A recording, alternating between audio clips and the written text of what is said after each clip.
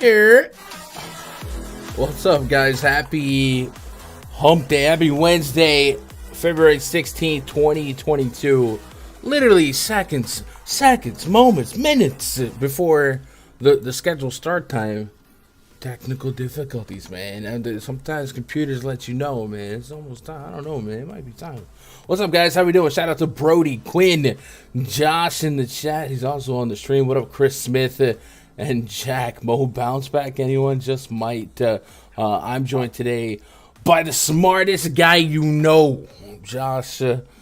What's up, Josh? Got the pencil in the mouth. That's also how you know that he about to bring the heat, the fire, if you will, man. We have a ton of games, and typically these big slates have been the inverse to our years of DFS disdain, right? We usually hate the big slates for DFS. There's 800 different players to choose from. Well, PrizePicks allows us, and player prop shopping allows us to narrow down to just a few spots, take advantage of the obvious spots, and make a little money. And PrizePicks has been so fruitful, so nice, and of course this show's been popping off. So I'm excited to find some edges here, and hopefully you have a lot of profit tonight as we prepare for the All-Star break. Josh, how we doing, man? You ready for this slate? Yeah, it should be a good slate. We like these bigger slates, and there's some good spots to target for sure.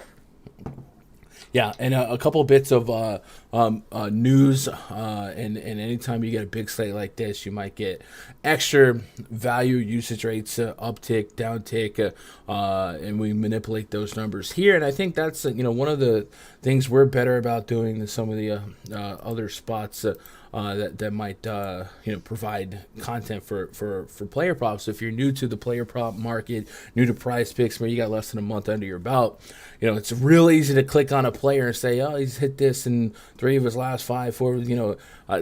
Some of that could be misleading without context, and we try to put the context behind picks. We try to put the math behind who's actually doing what. If Joel Embiid's assist prop, for instance, right? Yeah, we were on that yesterday. The math said we should be on that, even though he hadn't cleared it in his previous game. And yesterday's game did get lopsided, but hey, if you were in on assists over fantasy points like we were, it was a good night. So small stuff like that, I think we can help add some extra value. If you guys want to get access to the evolving props that we are on throughout the day, go to rundfs.com, get yourself a membership, week pass, 2-week pass, no matter what. Anyone who gets like a week pass now, because of the All-Star break, I will add on like 4 or 5 days to all those subs as it happens, and then you get into that VIP portal, you grab the link to the spreadsheet, grab a link to the Discord, and you're ready to go. We got the voice chat the 2 hours before the first game tips, and then of course today might be a little bit extra because of so many games, and there's only one game at 7, so I do like that from a upload your CSV standpoint. And then, we go from there, and we'll have some fun. And then we have that prop detector tab that you upkeep every night. There's usually way more green than red, and that's what you like to see to make some dollars. So tonight we are going to look at the PrizePicks board and try and find some of our favorite spots as we go game by game. I did have a brief look at this slate earlier. We did a co-pod with the DFS Coach, so if you guys haven't seen that or you want to check that out, look for it on the DFS Coach YouTube channel, but we did go game by game here, so I kind of have a lean on some early tells. I think the big news of the day is centered around the Raptors game. So if we take a peek at that, the Raptors are at the Minnesota Timberwolves. Timberwolves played the Hornets last night, went to extras, and they lost a half of basketball from Anthony Edwards, who got injured and did not play the second half. And in his spot, we saw Jaden McDaniels start the second half. So they didn't get a whole half of Edwards. He's questionable today. You feel like with the All-Star break looming, This is the last game for the team on a back-to-back. He might be someone we expect to be closer to out than in. And then on the Raptors side, Fred VanVleet, listed as questionable, did not go through shoot-around, and we've seen a few spots in the last couple of weeks where he doesn't start or is out for the Raptors, and everyone moves up one. Gary Trent, OG Anunoby, point guard, shooting guard, Siakam, Scotty Barnes, and then they'll throw in like a Precious Achiuwa into that starting lineup. So I think it's not unrealistic to expect a Van Vliet-less Raptors taking on an Anthony Edwards-less Timberwolves, and that would allow us to plant a lot of usage bumps and boosts elsewhere. For the Raptors, we'll pull up the on-off court tool, but what stood out to me in that split with Van Vliet off the court for Toronto was that Pascal Siakam picks up a lot of benefit. So we'll put Siakam on the court in this split. We'll put Van Vliet off the court in this split. And you'll find that the Siakam usage rate goes to 28% with a 27% assist rate. Now we can start putting a couple other guys that we know will dig into a lot of minutes here. We'll put Trent, Anunoby, and I guess we could put Scotty Barnes. Scotty Barnes did miss a good stretch of time. I guess really they all did. But as we narrow down the minutes, the more people we add on and dilute this minute sample size, the usage rate still stays respectable, well over 20%, and the assist rate still stays well over 20%. And what we like a lot about the Raptors is that Nick Nurse will play them to the bone. So 37 to 40 minutes of Pascal Siakam potentially without Fred VanVleet up against the Minnesota Timberwolves. T-Wolves running a top 3 pace in all of basketball, more implied possessions and more implied fantasy goodness. Looking at the Raptors board, we got Siakam listed at 37.5 PRA. That's interesting. 5.5 assists. Josh, anything standing out to you early on? Gary Trent's a guy that usually we can lean on for a lot of real points in a spot like this. 20.5. This is not like his 18 or 17.5 that we've seen before. But the Raptors are implied for 115, 116 points here, and Gary Trent's going to represent maybe 20 shots and half of them being from behind the arc. Any number standing out to you the most? I would assume we want something to do with Pascal Siakam here. For Pascal, I really like his PRA, 37.5.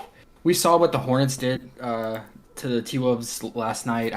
Both Bridges and Plumlee almost triple-doubled. They were both in double-digit points, along with Montrezl Harrell, who was also in double-digit points. They just killed him on the glass. Miles Bridges, somewhat similar type play style to Pascal. And I think, he could rack up the assists here if VanVleet's out, and he should definitely get some rebounds in this opportunity and score. So I like his 37.5 PRA. And then Gary Trent, I like his fantasy score just because, like we talked about in the past, he is top 3 in steals. And D'Lo can steal the ball, turn the ball over at a high rate. And in a fast-paced matchup, there's more opportunity for turnovers too. So the Timberwolves are running at the 3rd fastest rate in the league right now, so there should be more shot opportunities for Gary Trent as well. So I'm leaning towards his fantasy score, but I get if you feel more safe with his points and just hope that he makes his a lot of his threes and puts up a lot of shots. I think they did have his 3-point prop at some point this morning, and it looks like they took it down. They took down quite a bit of 3-point props this morning. They had Klay Thompson's on there, and they took that down as well. So we have to keep an eye out on that. Yeah. So let's look at a couple of stat uses before we move forward. First of all, Pascal Siakam. Let's go FTP by game log without Fred VanVleet. Let's go last 5 games here. Get some more recent sample size. 37, and then a trio of 50 fantasy point games. 137 came against the Houston Rockets, where he fouled out in 32 minutes, so he probably left 5 to 8 to 10 minutes on the board, knowing them. And then against Chicago, 43 minutes. He just had a bad game, but the double-digit shot attempts were there and the assists were there. We've seen him 4 in that foul-out game was his lowest amount of assists in these splits without Van Vliet. Elsewhere in this last 5, 7, 12, 8, 7. So I do like the Van Vliet assists quite a bit. 5.5 is their line on it, and he's cleared that by 2 in a similar pace spot here. Looking at my early player props, if I can Control F some Siakam. Control F Siakam. I have him for. Actually, these numbers are not adjusted to Van Vliet possibly missing. I don't like to remove him until Van Vliet's officially out. But I have him for almost 5 now, so I would assume that bumps up by 1.5. And I would also assume that with Van Vliet not officially out, after that news comes, I do think we could see the Raptors numbers now get removed and then adjusted. So you might have to make a bold call this far out, but I do like the Siakam stuff. And then I'm going to agree with you. Gary Trent, 20 real points is nice, but only 10 more fantasy points. A couple rebounds in a fast-paced matchup, and you hit the nail on the head. Averages almost 2 steals per game. Definitely some, that's 6 points if he meets his season average, and if he can exceed it, it makes even more sense. So, lot to like here. On the other side, if Anthony Edwards doesn't play, we pull up that on-off court tool, run it back. We saw D'Angelo Russell kind of pick up some steam in the second half yesterday, but Karl-Anthony Towns specifically was a guy that thrived, and we've seen centers in this spot against the Raptors do just fine. The Raptors do feel like a lanky team that should be a plus on defense, but sometimes a high usage big can overcome the perhaps lack of height that the Raptors might have here. D. Russ and Cat on the court, Edwards off the court. We've got a 27% usage rate on D'Angelo Russell with a 32% assist rate, and Karl-Anthony Towns has a 35% usage rate with a 1.4 PrizePicks fantasy point per minute production. And just to further dilute those minutes and maybe tighten the screws on the numbers themselves, I'm going to put Beverly on the floor as well. It's going to bring us to about 150 possessions of sample size, not a ton and not a lot of minutes, but the numbers don't really change. We still got Karl-Anthony Towns high 30s, D-Russ well over 20% usage and almost a 27% assist rate. So those guys would look a little bit interesting in terms of a potential attack spot without Anthony Edwards. Karl-Anthony Towns comes in with a fantasy score of 46. Again, apply for 115 with those type of usage numbers. I'm getting nearly a 50 fantasy point projection. That's not a massive difference, but still a 5-point opportunity. And then D'Angelo Russell coming in at 6.5 assists, and I think that's something that I might get behind because of this pace. And if you lose Van Vliet, pretty good on-ball defender. So this game could be a pretty fun fantasy game to attack. Do you have any strong leans on Cat or D-Russ, assuming Edwards is out? Do you agree with kind of preparing for him to be out, missing a second half of a game, and this being a back-to-back? Yeah, I agree. I didn't see the injury. I didn't catch that game. I didn't turn on until overtime. So I don't know how bad it was. I mean, he is a young player, so if it wasn't that bad, I mean, maybe he gets in there. But yeah, I'm assuming he's gonna be out. So the Cat call takes makes sense. He was You were gonna fire. say Cat call. Yeah, Cat call, right? Yeah. I mean, he was on fire last night. He was draining his threes at the end there, and he was just dominating usage like the rest of the way. Pat Bev was also stepping up a lot, pretty much the second half of that game. I don't see any props up for him yet. I wonder if he plays on a back-to-back. They kind of been treating him, giving him the vet kind of treatment with the back-to-backs and resting him. So we should look into that. I mean, if Pat Bev and Edwards are out, then definitely, big bump for D'Lo, especially his assist rate. Yeah, Beverly, I would like to see a fantasy point prop for him because he has been pretty efficient per minute. Looking at the back-to-back splits here, looks like he played January 18th and then 19th, but 6 minutes and maybe got injured the next night. So maybe omen, and then he played January 1st and then January 3rd. So he did just get an extension, a 1-year extension, I believe, and he's been pretty celebratory about that on Twitter. But yeah, so I would say don't get too excited to chase points from yesterday, especially the second half. Charlotte Hornets are a different style of team. Raptors are going to slow the pace down a little bit, but I do think there's some smaller numbers I can isolate. I think D-Russ assists.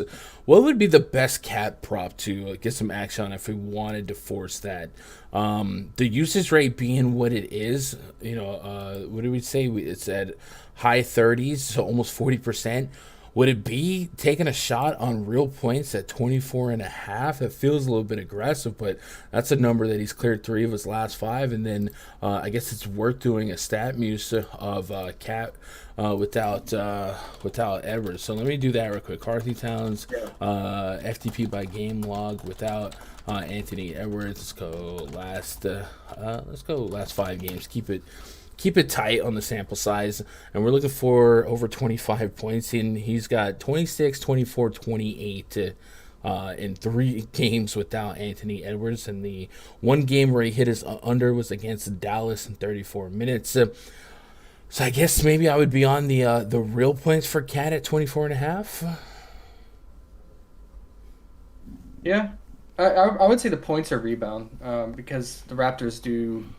When they go small with Pascal to 5, they do struggle on rebounding against traditional big centers. So, yeah, and I think we might see if Van Vliet's out. I probably expect Achua at the 5, and then maybe some Boucher guys like that. Man, what's up, chat? Look at the live chat today. I appreciate you guys jumping on here. Patrick Walker, Brandon O, Jermaine Sharp, Mia Moore's in the chat. Needs to get out of bed, so she can go to town and get her nails done. Just put it out there. What up, J. Cole? Brody, he made it happen. Said only 1 taco hit yesterday. It's not always a lock on the over. Yeah, I don't think I was. I mean, I was on the Chris Paul prop, but we were. I was hyping up the Celtics defense on the DFS stream. It's never really a lock to hit on the Celtics, but we were on the Embiid assist, right? So that hit in the first half, so we can victory lap that. We didn't have action on anything else other than assists, so we won our Embiid props. Oh yeah. What up, Mr. Crypto? But LeVert, man.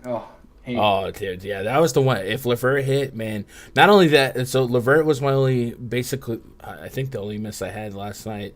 I might have had one other miss. No, you know what? I had some O'Shea Brissett PRA, a little bit. But I still, this betting approach that I have where I'm I'm doing a lot of 2-pick powers to back up my affliction of 5-pick flexes. Man, I'm just, as long as I get 3 of the 5s right, it's going to be a profit.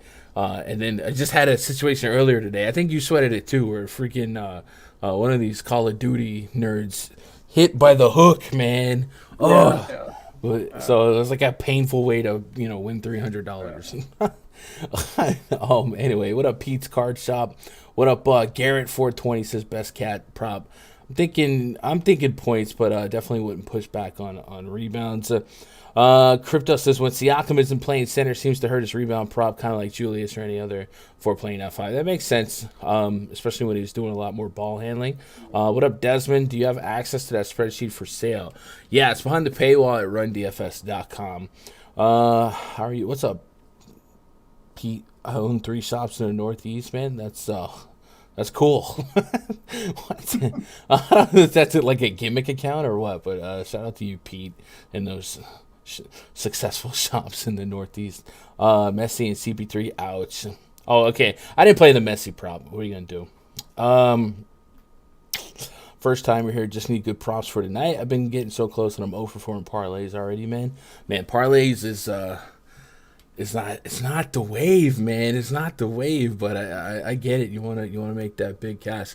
I was telling the Discord and voice chat yesterday. I was telling Josh, like, it's the 10x your money is really fun, really nice. But what I've kind of created is kind of like a small addiction to the cash game aspect of PrizePicks. When I first started DFS, playing those 50-50s on FanDuel and whatever, and just being able to consistently add to the roll. the two pick powers on Prize Picks is like the closest thing to the old FanDuel cash games that I can remember. So I'm excited for that. So it's easy to get off track when you see the 10x. Turn $10 into 100 and blah blah blah. But I love me these two pick powers. All right, so what other news we have here today? So Atlanta Hawks, another game without John Collins. Trae Young is 9,400 on DK. We'll talk more about the DFS side of this in an hour. But for today, Trae Young up against the Orlando Magic. The Magic, a bottom 3, bottom 4, bottom 5 defense all year long, having to pick up a little extra slack without John Collins.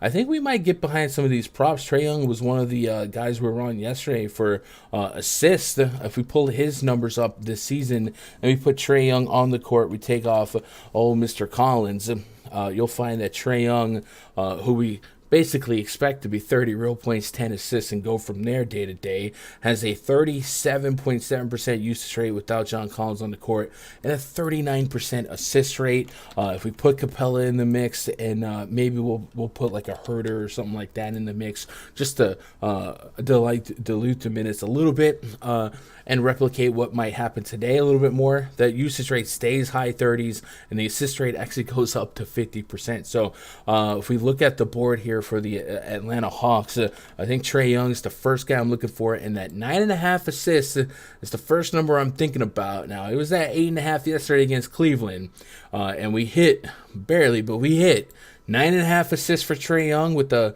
40 to 50% assist rate in this matchup. Is that doing anything for you, Josh? Do you have any interest in any Hawks here? We've also been on Capella first half props.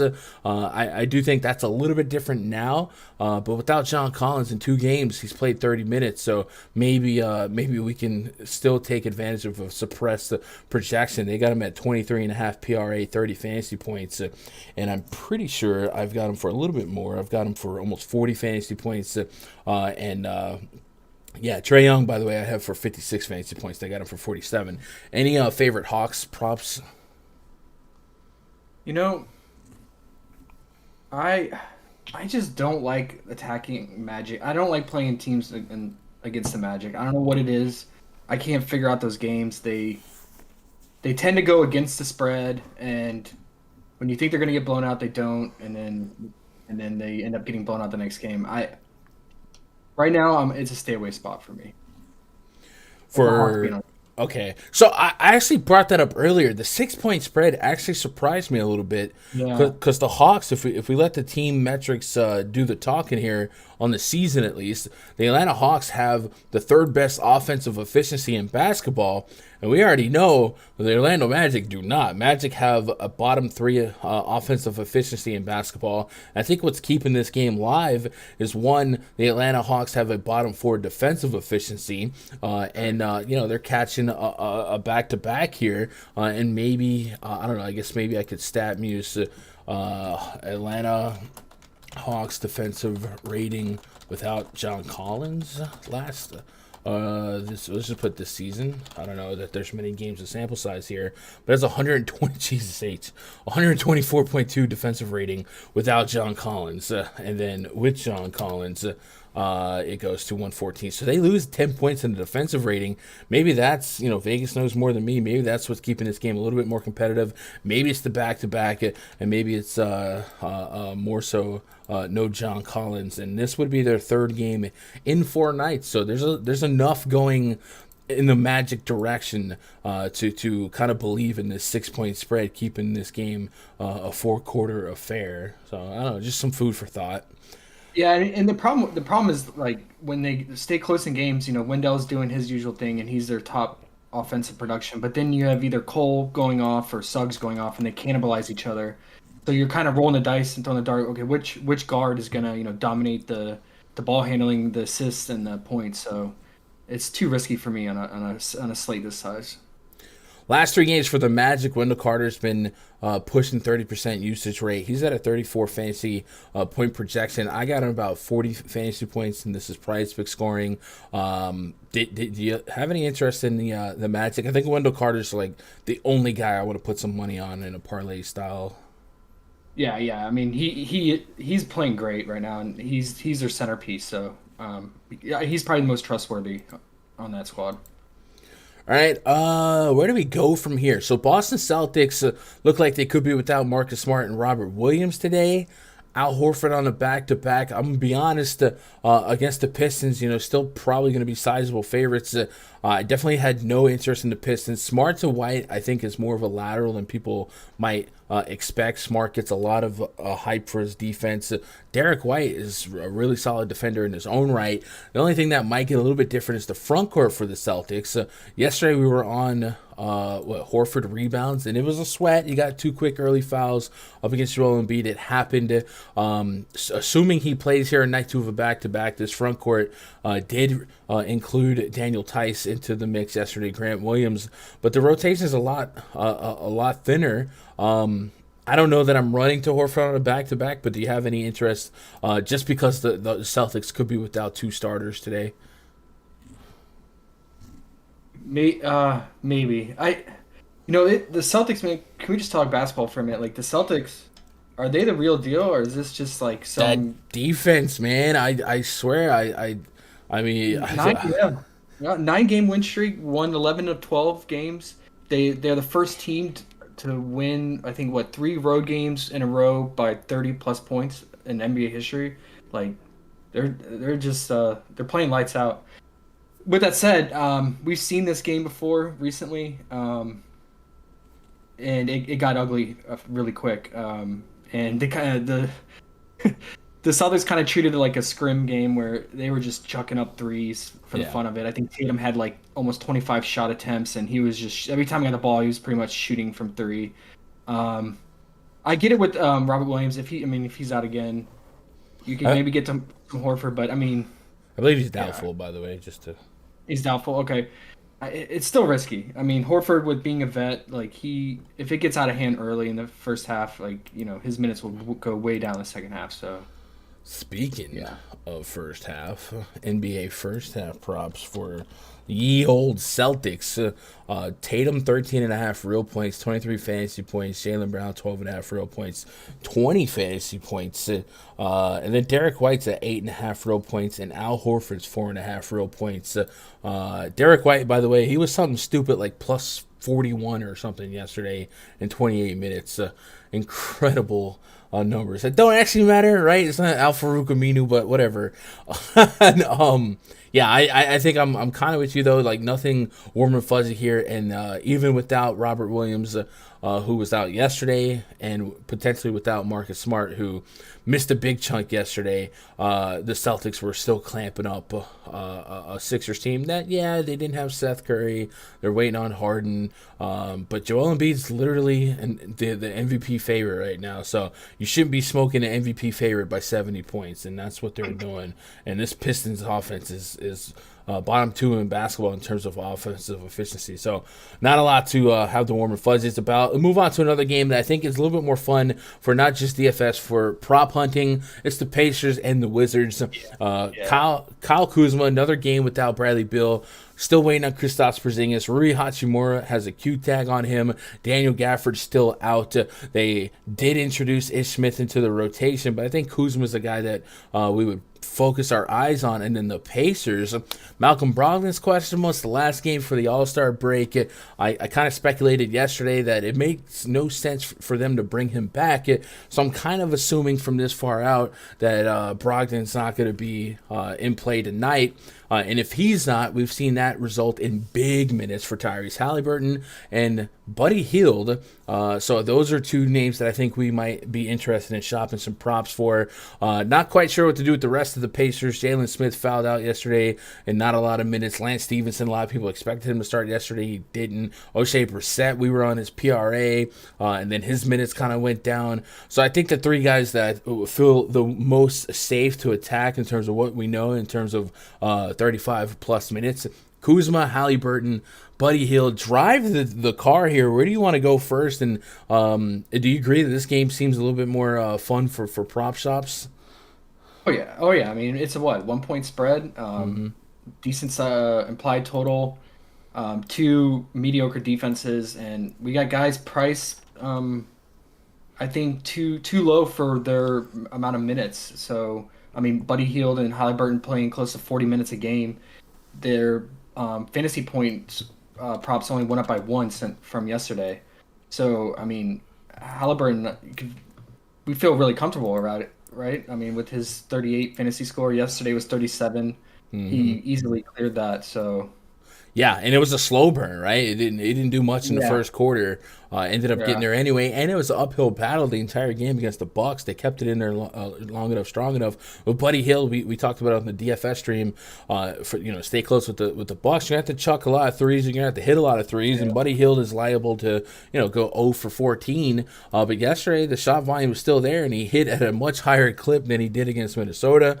So I do think I'm with you there. And what's more alluring about Buddy Hield and Halliburton is their minutes. 37 to 40 yeah, minutes is a realistic expectation, yeah. and you can kind of throw a blanket over everything that they might do by attacking these fantasy points. So I'm with you. My early projections love Halliburton's over here. I got him for 47 prize picks points, and then Yeah. Buddy Hield, I got him for 38 prize picks points. So that would be almost a 10-point gap, really a 8-9 point gap for Halliburton, and then Buddy Hield at a 9-10 point gap. So yeah, early on, I think Halliburton and Buddy Hield, nice little tandem in the backcourt to target for prize picks. I think all these other tertiary props, supplementary props, make a lot of sense. Like if I wanted to get away from a bigger number like 39 for Halliburton, maybe I'm looking at assists. And Buddy Hield, yesterday came back down to earth in terms of PRA, rebounds and whatnot. But 24.5 PRA is a number he's shown upside in the last couple of games. But I'd rather just go out and attack fantasy points. They do have him at a 3.5 3-point made prop, and like I said, he's liable to chuck 10 of them. Yeah. He is liable to chuck 10 of them, but his shot is very volatile. 190's on, 190's not. So Halliburton and Hield fantasy points would be the top two here, right? Yeah. Yeah, Halliburton's racking up steals lately too. He's really stepped up his defensive side. So Yeah, I like that. All right, on the other side here, Wizards. Kyle Kuzma, I think, is the main talking point. So I guess talk to me about Kuzma, and do you have any interest in any other Wizards? I'm thinking, 11 game slate. We want to keep the board as sharp as possible. We don't have to get too risky, put too much makeup on. But the 35.5 PRA on Kuzma, 39.5 fantasy points. I have Kuzma at 50 fantasy points. So much like Halliburton, much like Buddy Hield, I'm heavily leaning the over here for Kyle Kuzma. Didn't get there against Detroit, but he did get there against Sacramento and Brooklyn. And most games this season without Bradley Beal, he's gotten us there. And we mentioned lately that front court. Remember, they traded away Montrezl Harrell. Daniel Gafford's out, and we have a Q tag on Rui Hachimura. So if this game's competitive, it's very realistic. Matter of fact, Hachimura's been downgraded to out. If we have a competitive game here, Kyle Kuzma just might play 40 minutes. I got him for 39 right now, so I'm in on Kuzma. Are you with me? yeah, oh yeah. I mean, if he gets close to that minute projection, I like his fantasy score or his PRA. Yeah, 100%. Bro, time is flying by here. Holy cow. I know. Where do we go next here? We were on a You want to do the Kings Bulls? Kings Bulls bet. Bulls continue to be without Zach LaVine. They're going to have Vucevic, DeRozan as the top two guys, I think, in usage. Vucevic and the top guys in terms of per minute production. Sabonis and Fox have been the top two guys for usage on the Kings. Fox's assist rate, not what you might expect. It's actually been mostly him chucking the basketball and scoring, with Sabonis picking up a little bit more of the floor spacing responsibilities. Let's start on the Bulls side here. We'll do the on-off court tool real quick, and I'll do DeRozan. Vucevic on the court. We'll take LaVine off and the other guys. And while we do that, we'll talk about how Ayu Dosunmu fouled out last game. He had such a horrendous start, kind of took a backseat to a big start by Kobe White, right? He got hot in that first quarter against the Spurs, I believe. And Dosunmu didn't do much. And then that second half, Dosunmu started making waves, started making some progress, but ultimately ended up fouling out. So maybe left a couple minutes on the board. And he's a guy that we've seen some upside tied in. So I'll probably go back to the well, have that goldfish memory. But in terms of the high usage guys, DeRozan, Vucevic on the court, Levine, Lonzo, Caruso off the court.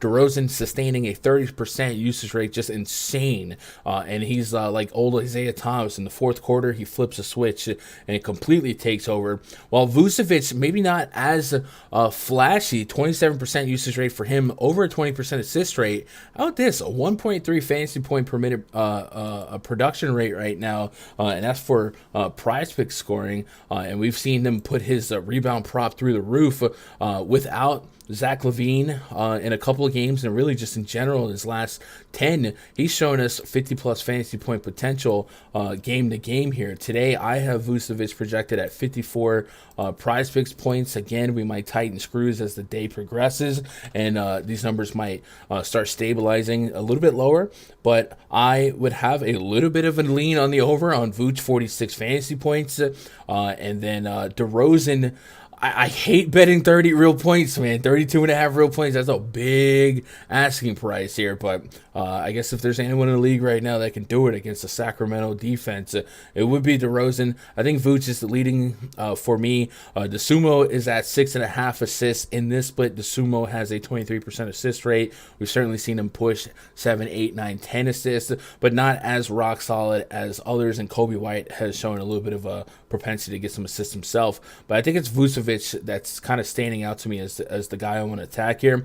What are your leans here on the Bulls, and then lead me to the Kings? Yeah. Well, it's Narrative Friday, so it's Kobe White's birthday today. So. Oh God.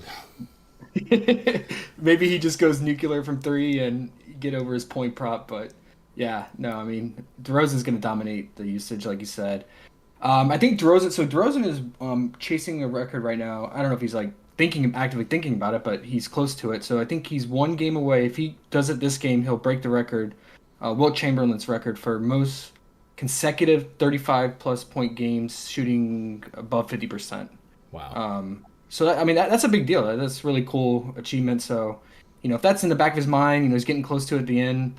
Maybe that's some extra shots for him. But, he's just going to do that anyway on his own at the end of the game, if it's close to, especially. I know it's high, 32.5, but, maybe just ride this train out to the All-Star break and get off it once the train comes back after All-Star break. But Vooch is I'm with you. Vooch is probably my favorite to target on the Bull side. I like his fantasy score, and I can even get on his 3.5 assists. We've seen this around 4 times, and he can, dish it out a lot with Levine out. Yeah, so probably the Vooch fantasy and assist, and yeah, I get it. I get it if you wanna chase DeRozan. Exactly. Last 5 games. Yeah, I'm gonna pull up some Vooch without Levine last 5. Then we'll flip it to the other side. Searching. Last 5 games of Vucevic without Levine, 3, 4, 5, 0, 5 assists. Each one of those games, 3 of the last 4 exceeding 49 fantasy points from a PrizePicks scoring standpoint. And then one of those games was against Philly, didn't do great against Embiid. And then one of those games, just 30 minutes against the Orlando Magic, about just under a point per minute. So I'm here on Vooch. On the Kings side here, De'Aaron Fox, Sabonis have been probably the front 2 guys of interest for me. Fox has been more of a scoring-only type of guard for them. I don't know if that's something that they expect to sustain like in the future if they start getting him some more shot creation responsibilities. But right now, 20-plus shot attempts is a very realistic expectation, and 20-plus real points is a very realistic expectation. He has given us 26-plus real points in 5 games straight. PrizePicks is pricing him at 23.5. He slightly hit this over, or he has hit this over by a bucket in the last 5 games, and without Tyrese Halliburton, it makes a lot of sense. And then I believe earlier today, I don't know if you saw this, Davion Mitchell was downgraded to questionable with a hand injury, so it could be that many more minutes for De'Aaron Fox if this game stays competitive. That might open up like Dante DiVincenzo for DFS, but maybe some Fox real points and something on Sabonis. Do you have a strong lean on the Kings? Yeah. So Fox is, like you said, he's been super productive offensively, but I don't think, like you said, I don't think this is going to sustain. I think him and Sabonis are going to continue to build chemistry. And the big reason they brought in Sabonis and kept Fox is they wanted to really focus on the pick and roll. Um, you know, Sabonis is ranked fourth in the league, points scored off the pick and roll, Hmm. uh, scoring like around 1.3 per possession with the pick and roll. And Fox, he has thrived when using the pick and roll, but ever since he's been stuck with Rashawn Holmes, it kind of went down the drain. So, I mean, we always like to attack Vooch when with pick and roll, right? Like he's one of the worst pick and roll defenders. Is this the Sabonis bounce back game? Because Sabonis has burned me. I've been playing him last two games, and he's missing shots. His production is just not there. His first game as a king, he really thrived. So I mean, is this like step up against Vooch and right before All Star break, finish strong? Maybe this is the game for that. Maybe Fox picks up his assists with Mitchell out. I don't know. Does his assist rate take a bump when Mitchell doesn't play? Or I isn't don't it? think I think in this split no because I didn't project Davion Mitchell to start. I kind of had Justin Holiday, Mo Harkless around Barnes, Fox, and Sabonis. So I don't think Yeah. it's a direct impact. Probably doesn't hurt. But yeah, Sabonis is interesting. I've had a fear all year long about front courts for the Kings. Nothing the Kings do makes sense, but they've had a frustrating front court rotation all year. Tristan Thompson, Rashawn Holmes, Marvin Bagley. Obviously, they traded away Bagley and Tristan Thompson.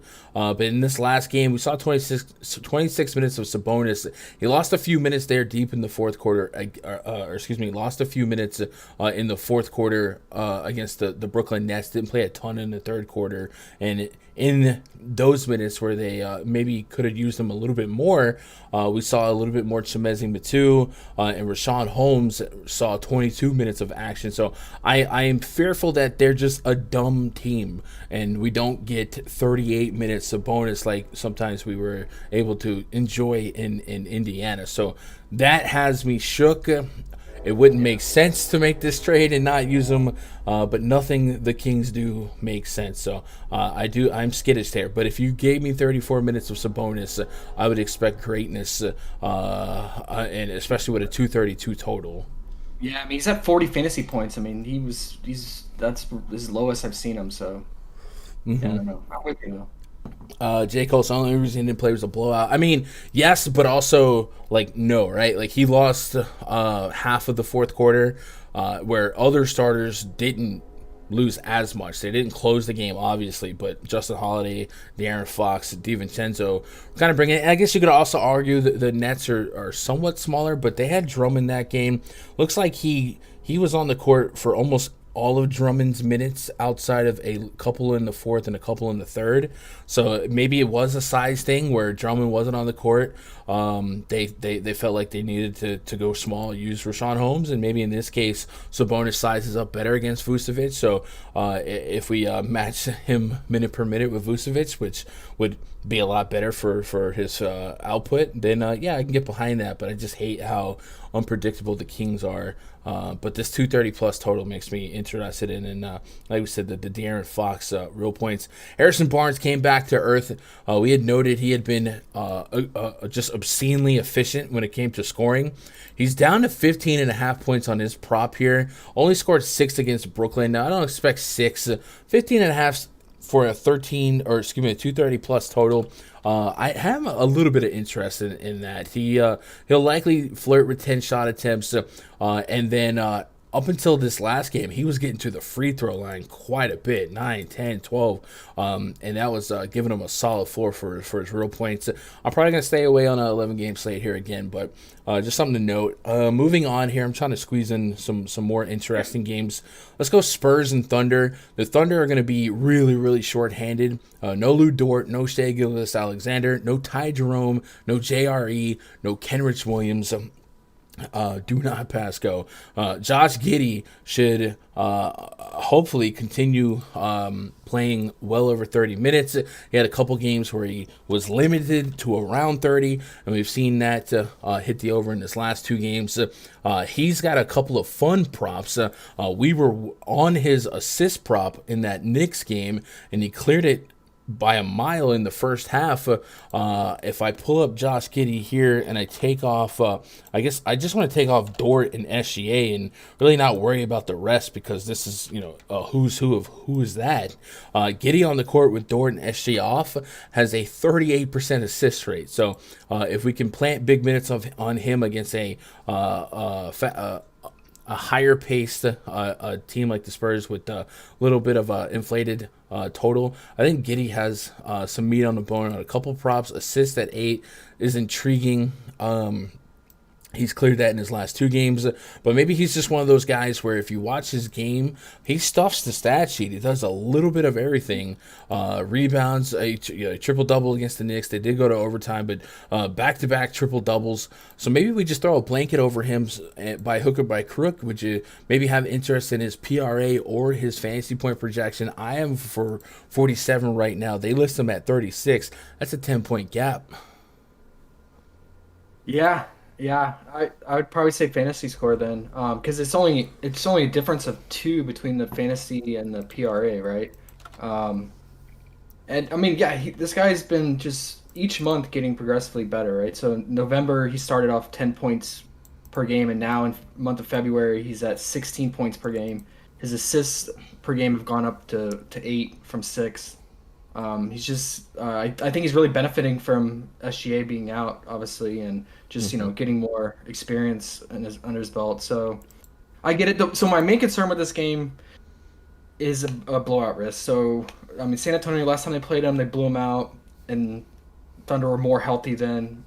I mean, it's just gonna all rely on Baisley and Giddey to score. Trey I Mann, 30 real points against the Knicks.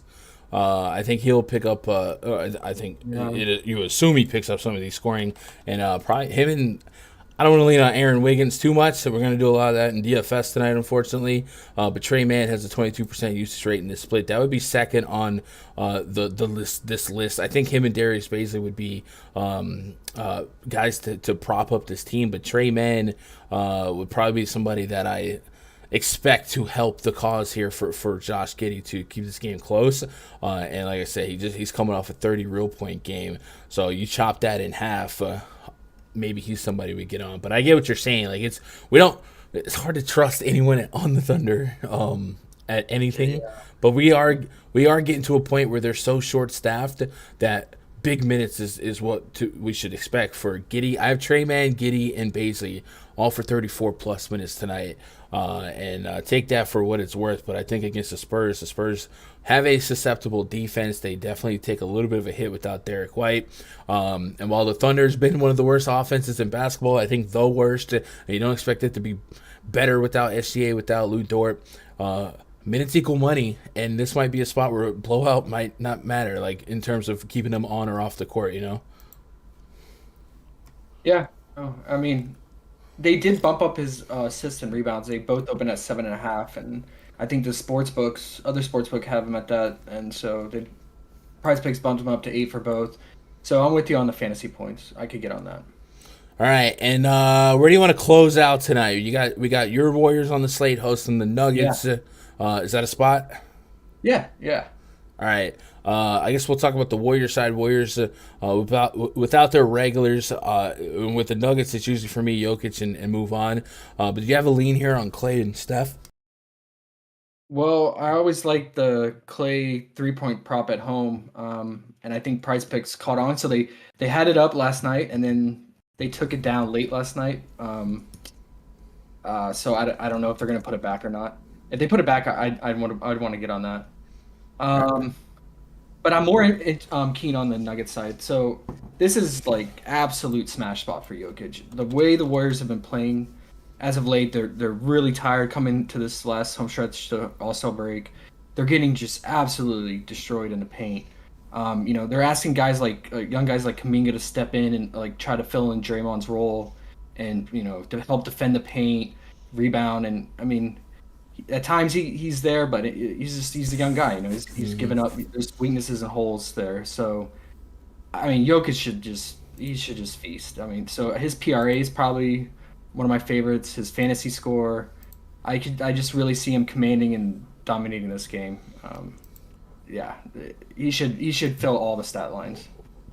Yeah, I'm with you there. I don't think we ever get a discount on Jokic, so I No. understand both approaches here. But yeah, I'm with you there. And then elsewhere on this slate, any big news here, Chad? If I'm missing something, let me know. If not, I've got another couple hours to. What you got? If we just glance over like plays, maybe not games, but to touch on Julius Randle, they have him at 46 Yes. fantasy points, and you have him projected for 57. This guy's on a heater. Hopefully, he keeps it up. And then Seth Curry. So they opened him up at 15 and a half points, and I think it's gone up since then. I think people are clicking over a lot on this. Yeah, it's okay. It's only a 16, so that's good. Yeah, we saw his usage go way up in his first game, and basically Patty Mills being non-existent, right? Like he's not taking shots and he's not scoring. So I expect Seth Curry to continue to dominate the usage. So I could get on that as well. All right. Somebody left a comment yesterday and said, at the end of the video, could we make us 5 of our favorite picks? I'm with you on Randall. I think Randall over fantasy points is going to get me in a whole lot of trouble tonight. You got a top 2 favorite that stand out to you, and I think I would nominate Kuzma fantasy points. Okay. What are you thinking? Okay, so if Van Vliet's out, I'm gonna go Gary Trent 30 fantasy point. Okay. And then we do like the Siakam Yeah. Siakam assists, maybe? Or fantasy points? I would say assist or PRA. Either one of those. We'll do assists here. And then last one. Halliburton? Halliburton fantasy points. Mm-hmm. Well, I do like that the healed fantasy point as well. So bam. 39. Boom. Randall over. And just for the sake of the stream, let's put $30 on that. Boom. We out here. All right. Cool. Chat, I appreciate you guys spending some time with us. I've got another hour or two talking this slate over and over again. As more news develops, so I'll react. And we'll keep the Prize Picks eyes open. So if you guys want to join me, right after this show, I'm back for some DFS breakdown. Josh will be in the Discord, and he'll be keeping tabs on our favorite props, the projections as they adjust throughout the day. We've only got 2 days left before the All-Star break, so let's make the most of it. If you guys want to hang out with us behind the paywall, go to RunDFS.com. I love you guys. Good luck. God bless, and go win some money.